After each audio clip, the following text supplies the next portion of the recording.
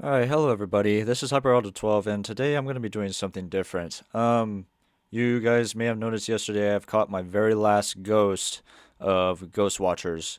And this time, since I pretty much already played the game a lot recently and still have the fresh mind to remember every single ghost that I encountered, I decided to present you guys my tier list or countdown of all the ghosts in the game from easiest to hardest. Um, I just want to tell you this video is going to be unscripted, so I may be hesitant on some stuff, but I will try to make each and every single explanation as brief as possible, unlike my latest split second tier list. So without further ado, let's begin the countdown.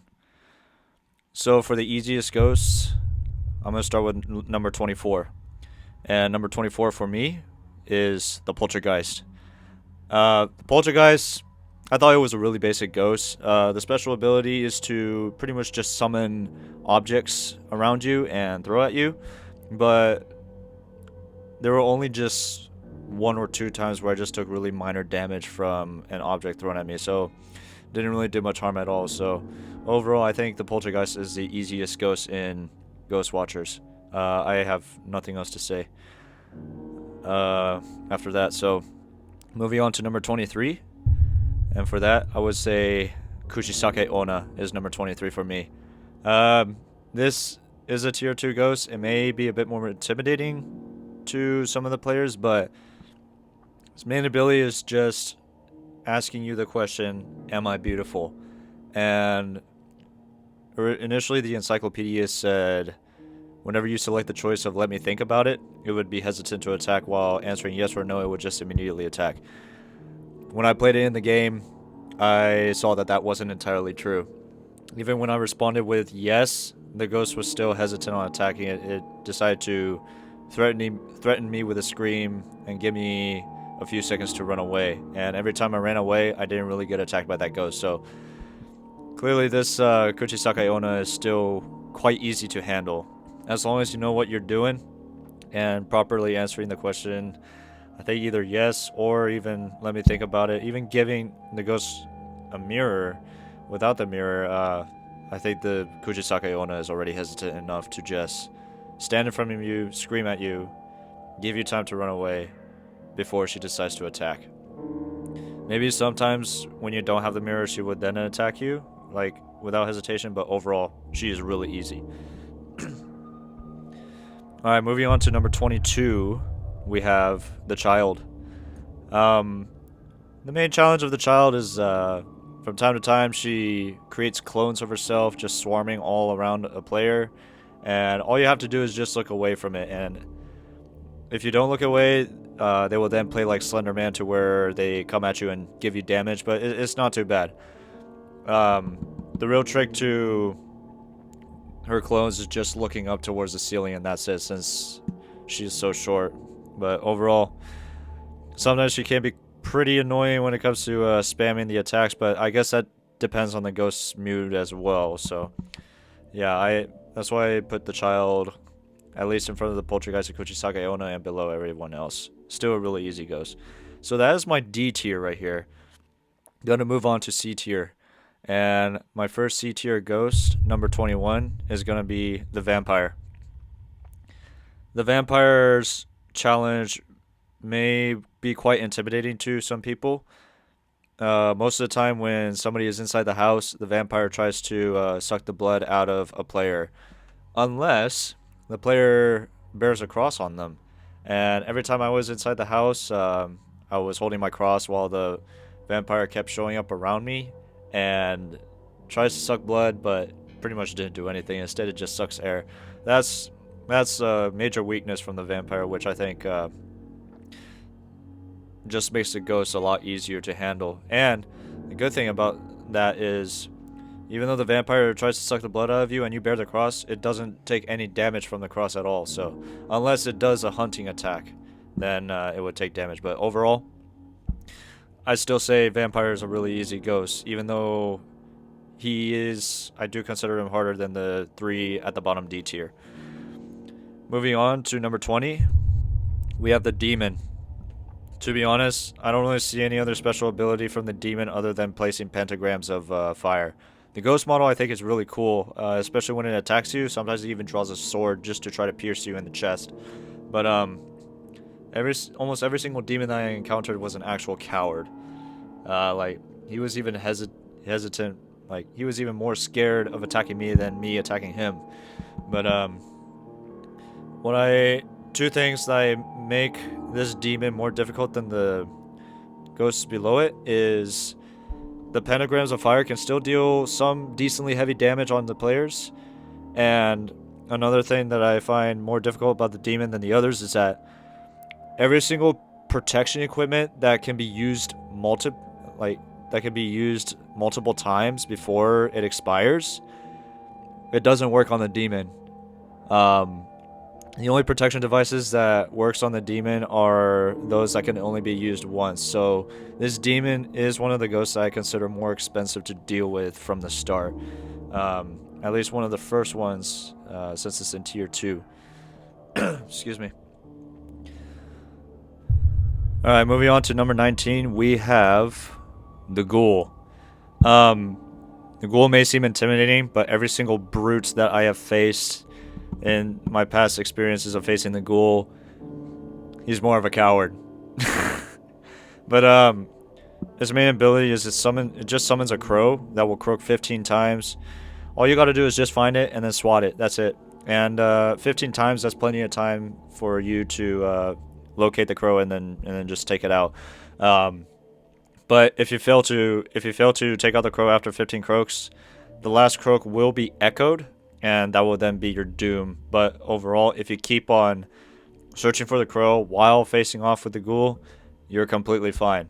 Yeah, I got nothing else to say about the Ghoul, so that's pretty much my number 19. You may be facing a really difficult challenge on the Ghoul if you don't follow the 15 croaks, but other than that, you should be completely fine, like a normal ghost. Excuse me, what's wrong with my voice today? Alright, moving on to number 18, we have the Nun.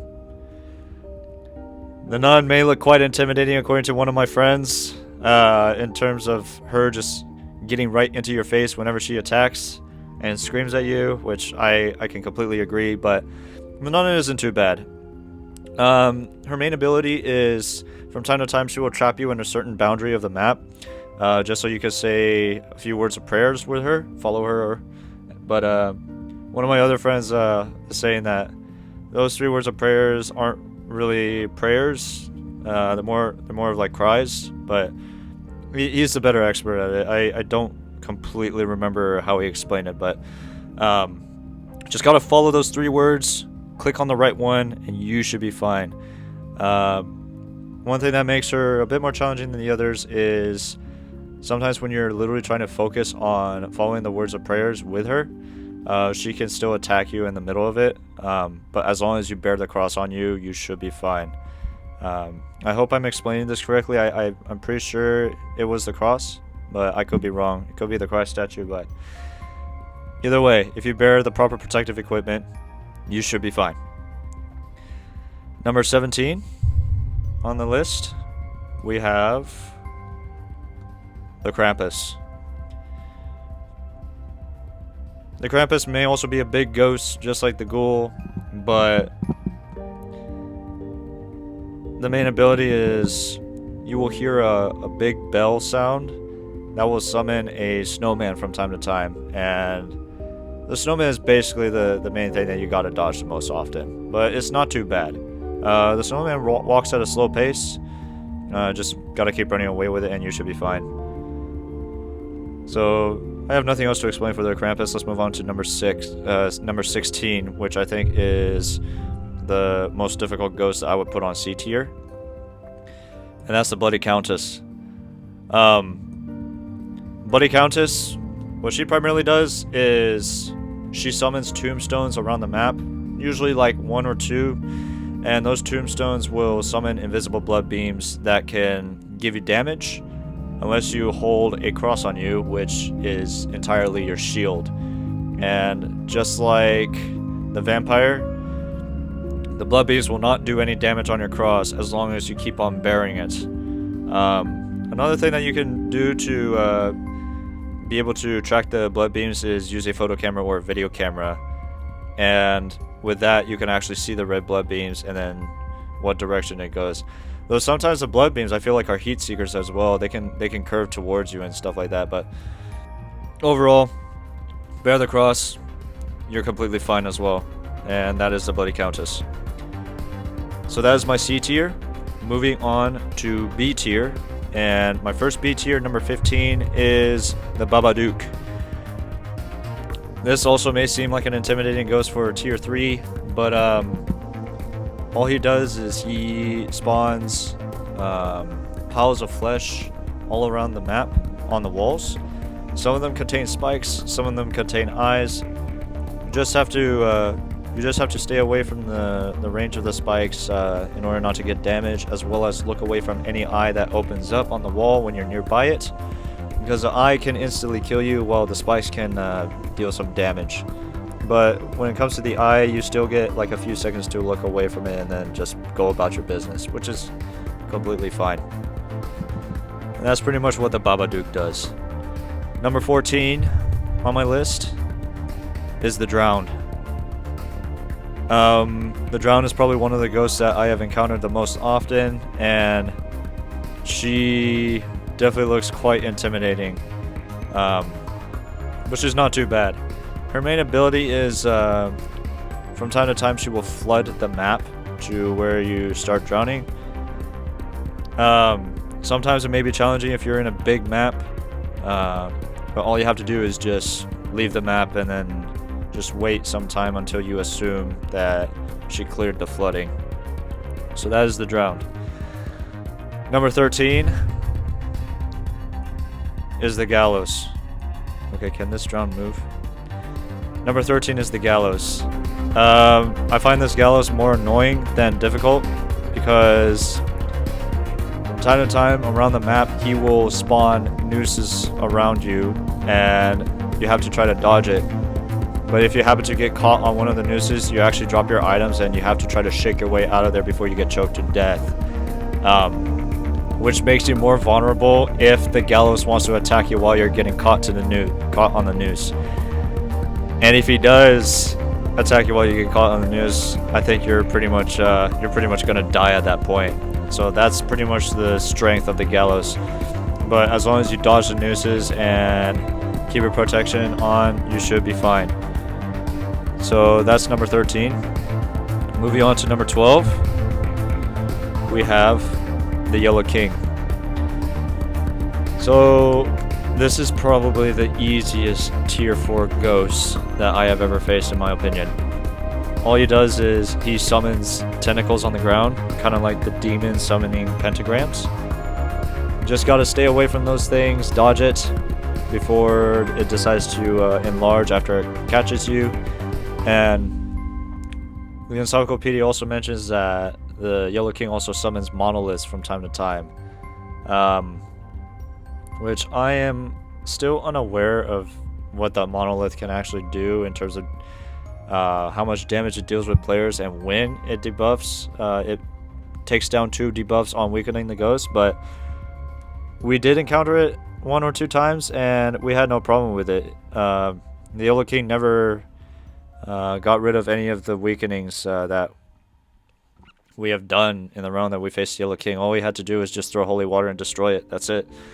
So Yellow King isn't that bad at all. I would definitely say it's the easiest tier 4 ghost. Number 11 is the Clown. The Clown I also find a bit annoying, unlike the just like the Gallows. Main reason is because around the map it always summons balloons to where they're heat seekers and they will follow you. Every time a balloon pops on you, it will deal you 10 damage unless you have a holy fire. And every time you have a balloon coming towards you, just be patient, don't run straight towards it. Otherwise it will go through the hitbox and hit you. Just have the balloon slowly approach you or have it follow you, and eventually the holy fire will do the job and take out the balloons. Sometimes the clown even has a balloon wrapped around your face to where you're getting blinded. That's also a challenging thing about the clown. But other than that, just use the holy fire to keep the balloons off of you, and you should be completely fine. Alright, moving on to number 10 is the Jiangshu. The Jiangshu, I say, is probably one of the more annoying ghosts in Tier 1. Main reason because from time to time it will summon a music box to where you're going to play a game of inverse musical chairs. What I mean by inverse musical chairs is you're supposed to stand still whenever the music box is played. If you move when it's still playing, you will take damage. And I think one time Dr. Shrimp Puerto Rico even accidentally got killed by the music box for moving too many times when it was playing without monitoring his health. So expect the unexpected. What I find more challenging about the Jiangshu than the rest of the ghosts is with the music box, when you have to stand still to try not to get damage, it makes you more vulnerable for the Jiangshu to even attack you. And that is quite the challenging thing right there, unless you have protection. And if you're far away from the music box, it will take quite some time for you to get to it and swat it away to destroy it. That's why I put the Jiangshu as one of the harder Tier 1 ghosts out of any of them. So that is it for my... No, sorry. There's one more B tier. Let's move on to number 9. The Dream Devourer. The Dream Devourer is another quite annoying ghost to me, because its main ability is, from time to time, it will remove your consciousness from your body. So pretty much it's like technically a death, even though you're not dead. Your avatar is just stunned with all the items dropped, just like the gallows. But your consciousness gets relocated to a different part of the map to where you actually have to run back to your body before you can resume playing. And what's another challenging thing is that sometimes the Dream Devourer also removes your consciousness when it's hunting too. So that makes you quite defenseless from whenever it will attack you after the hunt. Sometimes the Dream Devourer glitches out its attack to where when it's attacking you on your way, when you're still on your way to your body, it sometimes glitches to where you're still alive with the items back. Actually, no. You still have to pick up the items, but the Dream Devourer will still attack you when your consciousness is outside your body whenever it hunts. But various times it will just instantly kill you as well, which is another risky thing about it. That's why I put the Dream Devourer at the top of V tier at number 9. Alright, moving on to A tier. And the first A tier I'm going to put, number 8, the Puppet. The Puppet is Dr. Shrimp Puerto Rico's least favorite ghost.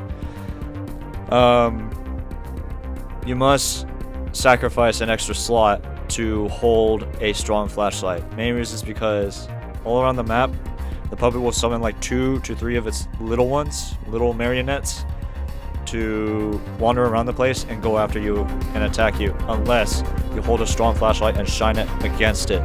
That will then burn its eyes away and then despawn. And the puppet itself is quite aggressive at attacking as well. That is why I have it at number 8.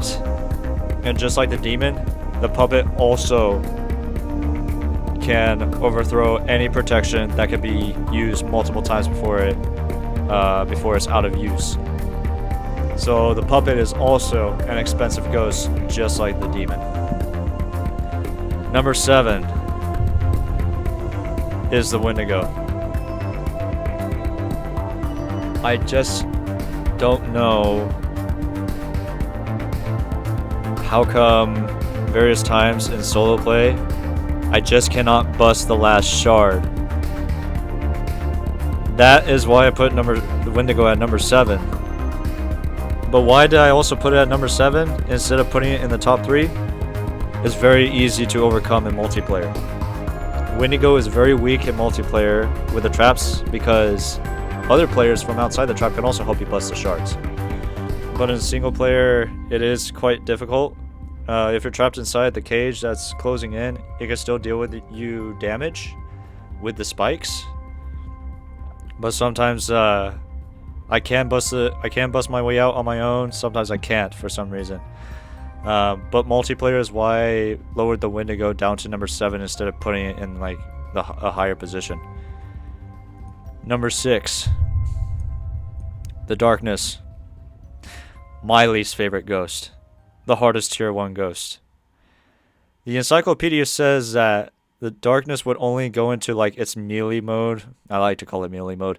It likes to go into melee mode when you're not quiet or making a lot of noises or turning on a lot of lights. But even when I'm quiet and not doing anything, this Darkness still wants to charge at me and start attacking me. And I kid you not, I've been killed by the Darkness more often than any other ghost in terms of how many rounds I played against it. The main protection that I use against the Darkness is the cross, but even during melee mode, unlike the Vampire and the Bloody Countess, this Darkness can still take 1 damage to your cross, even when it's not a hunting attack, if it's just a melee mode. That is why I put the Darkness as number 6 and number 1 for tier 1. A whole big jump from the Jiangshi. Here we go. We're at the top 5, and all of them are tier 4 ghosts, except for the Yellow King. And for number 5 is the Black Death. The Black Death is the ghost that summons plagues all around the map. And if you step on a plague that's on the floor, you get stunned, you get slowed down. If you get attacked by a plague that's filled with arms on a wall, it will take back 2 weakenings of the ghost to where you have to start over. But the trick is, you use a Holy Fire, just like the Clown's Balloons, slowly approach the plagues on the walls. Don't charge at it, and it will incinerate those plagues. And that will then help you prevent any weakenings from getting taken back. So, first time when I played it with Dr. Shrimp Puerto Rico, the Black Death was hard to us since it was our first time, and we weren't as patient as the time I played against the Black Death with Luna, to where we definitely took it a lot easier.